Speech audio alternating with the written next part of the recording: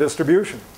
These are predictions which economists make all the time, and when they try to apply them to late 20th century experience, it doesn't always work out very well. It's called Heckscher-Ohlin and Stolper-Samuelson predictions. And they don't always work out clearly, but they work out extremely well when you look in the past at this evidence, where you don't have to worry about human capital and all those complications. Just worry about labor and land. And then they're quite clear. So we're looking at episodes in the late 19th, early 20th, into the mid 20th century, where the relative position of the elite getting rents from sources associated with the global boom is generating big increases in inequality. So the openness variable plays a big role for this earlier period in sending these economies into a different mode, much higher inequality as they enter the 20th century, including, I assume, this economy, which kind of obeys Latin American-like laws of motion. Well, now you have modern commodity price booms being generated by double-digit growth rates in India and China, with heavy demands for intermediates and fuels and luxury foodstuffs driving up those relative prices. Would you expect the same result? That is, creating inequality, because those who hold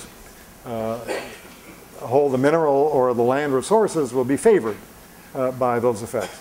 Well, no, I wouldn't, because we're not looking at pre-industrial societies. We're looking at societies that are in transition, or maybe even industrial, maybe even post-industrial, like Australia, where the ag sector and the mineral sectors are quite small in terms of total GDP.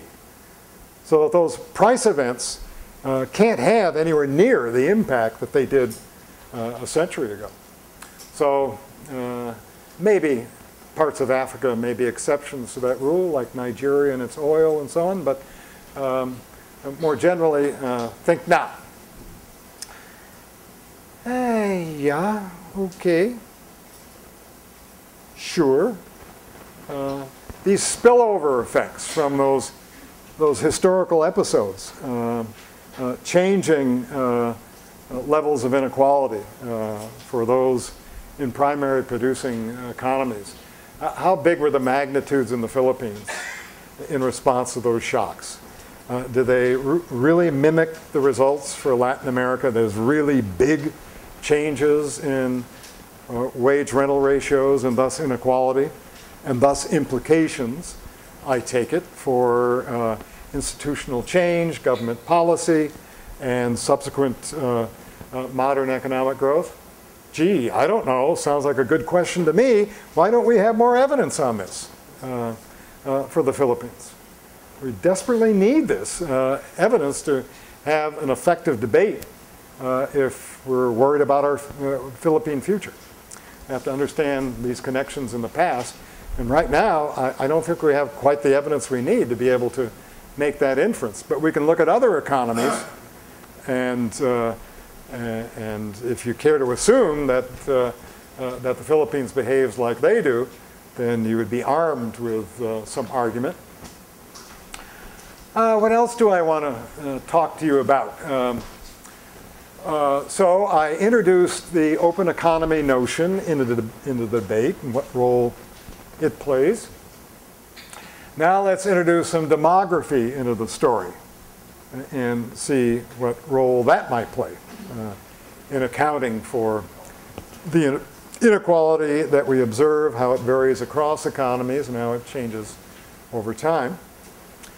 Pre-industrial economies, the ones that we're looking at from Rome to British India in 1947, are not undergoing demographic transitions.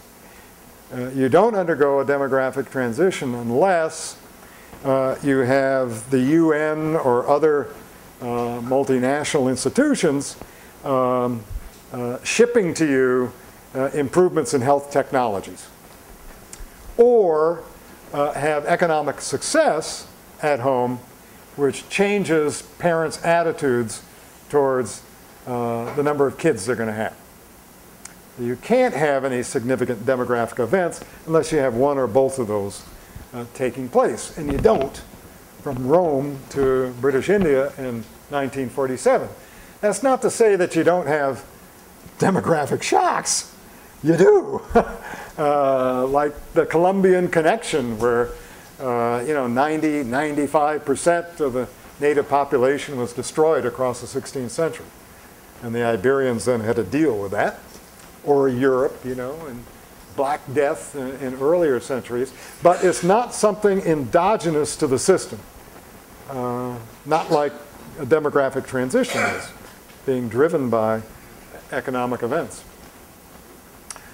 Okay, well, we know what those did. Those two are big events. They changed land-labor ratios and thus changed the ratio of rents to wages and had egalitarian implications for the survivors, anyway. And there's a very good paper, by the way, that looks at the modern implication of this by Alwyn Young, looking at South Africa and the impact of AIDS on that society. So we have modern examples there too. Well, here's some evidence across the third world that Matt Higgins and I played with, where there are two measures of inequality. Let's just focus on this first one, the Gini coefficient, because that's the one we've been using throughout. Those are measures for real GDP growth, log of real GDP, and it's square, and it gives you, again, this Kuznets curve effect. Positive with increases in GDP per capita, but at a smaller and smaller rate because the square term is negative. So you get that Kuznets curve effect when you're controlling for other stuff. But that's not really what I was after, nor was I after this, whether you're open or not, or interactions with whether you're rich or poor in being open. It was this part. That is, what role does a share of the population which is mature, that is, adults in the middle of the age distribution? So not the kids at the bottom tail of the distribution, not the elderly at the upper tail of the distribution, the productive adults in the middle of the distribution. What would you expect to happen as that proportion increases, as it has and is in the Philippines, where the number is big? Productive adults in the middle. Well, you know what a life cycle curve looks like. Young people are poor, old people are poor, and you pass through this life cycle. It depends on your skills and your occupation, what that looks like, but we see that hump, that inverted U, looking over the ages of individuals over and over again in various societies and various times. Okay, now have an event occur where you get a big glut of young adults in the middle of that distribution. There are going to be too many of them.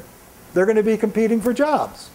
It's going to erode their high income and wage position. It's going to flatten that inverted U with the glut of them.